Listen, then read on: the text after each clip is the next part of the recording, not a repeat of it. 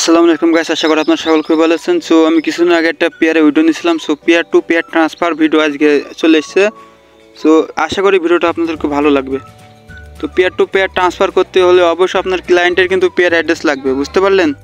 এবার pair to pair transfer করতে হলে আপনার যেখানে ডলার আছে সেখানে চলে যাবেন। এখানে ডলার আছে দেখেন, এরপরে এক্সচেঞ্জের আছে নিচেই ট্রান্সফার আসছে, এখানে আসবেন। ট্রান্সফার আসার পরে এখানে বিভিন্ন অপশন আছে। সো আপনাদের পেয়ার টু পেয়ার ট্রান্সফার করেন, পেয়ারের উপর টিপ দেবেন, তারপর উপরে আপনার অ্যামাউন্ট, ওখানে আপনার অ্যামাউন্ট দিতে হবে। $1 দিলাম, তারপরে যে পি দেখছেন এখানে পি নাম্বারটা দিতে হবে। তারপরে এখানে মনে করেন টোটাল আছে না, এখানে মনে করেন যে 1 সেন্ট মতো ফি যাবে। আপনি উপরে যাই দেবেন সেটাই যাবে, কিন্তু 1 সেন্ট মতো ফি দিতে হবে। তো এই যে 99 সেন্ট কিন্তু যাবে, এর 1 সেন্ট ফি কাটবে, এই যে $1 কিন্তু ট্রান্সফার হবে। এবার ট্রান্সফার অপশন ক্লিক করবেন, কনফার্ম অপশন ক্লিক করবেন। এবার দেখবেন যে আপনার এই ট্রান্সফারটা কিন্তু কমপ্লিট হয়ে যাবে, ঠিক আছে।